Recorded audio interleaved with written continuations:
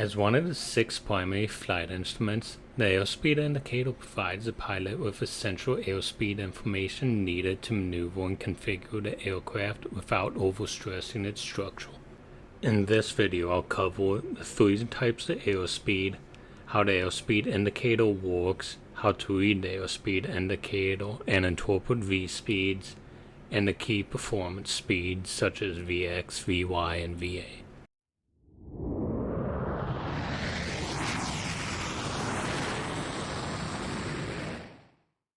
There are 3 types of airspeed: indicated, calibrated, and true.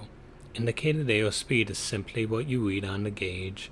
Calibrated airspeed is indicated airspeed corrected for instrument and position error, which is why in the POH or AFM it includes a table showing your calibrated airspeed for different configurations such as slow flight. True airspeed is used mainly in cross-country flying and is your calibrated airspeed corrected for altitude and temperature. Because air density decreases with altitude, the aircraft must move faster through the air to generate the same dynamic pressure, meaning your true airspeed at higher altitudes will be greater than your indicated airspeed. The airspeed indicator works by comparing pressures from the pitot tube and the static ports. The pitot tube collects total pressure, both static and dynamic, while the static ports provide only static pressure. Inside the airspeed indicator is a flexible diaphragm. It receives pitot pressure, and the instrument case is filled with static pressure. Because the diaphragm expands only in response to the difference between these 2 pressures, the static pressure cancels out, leaving only dynamic pressure. That dynamic pressure is what the instrument converts into indicated airspeed. Now let's go over how to read the airspeed indicator and review the key V speeds. The airspeed indicator uses 3 color-coded arcs: the white arc, which marks the flap operating range, the green arc, which shows the normal operating range, and the yellow arc, which is the caution range and should only be entered into in smooth air. Regarding the white arc, the lower limit, or VS0, is the star speed and landing configuration with the flaps out.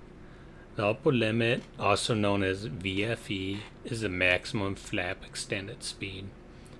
Regarding the green arc, the lower limit is VS1, which is a star speed and clean configuration.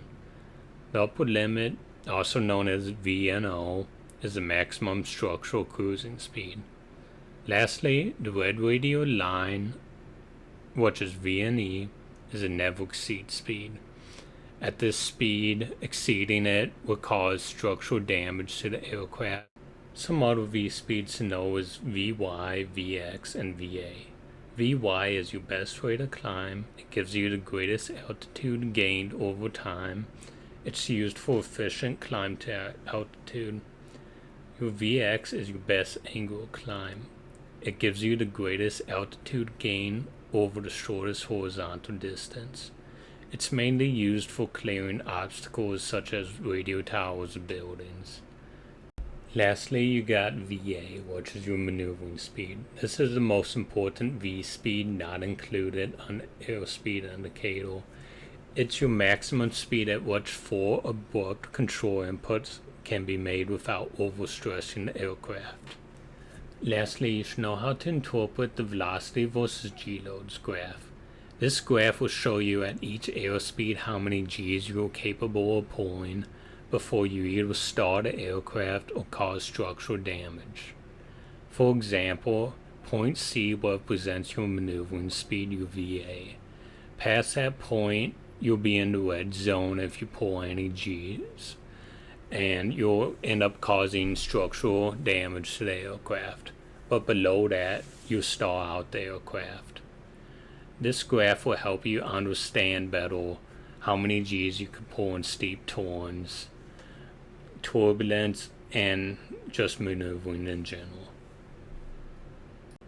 As always, thank you guys for all the support, and hopefully I'll see you in the next one. And don't forget to like, comment, and subscribe. See ya.